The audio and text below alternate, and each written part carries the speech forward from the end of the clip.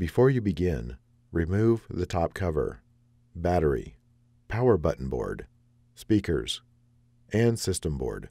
Removal. Carefully remove the memory shield from the retention clips on the system board.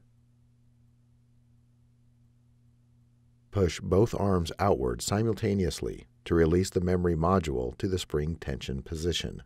Grasp the memory module by the edges and pull gently to remove it. Reverse this procedure to install the memory module. Important: when installing the memory module, be sure to align the notch in the memory module with the key in the memory module slot in the system board.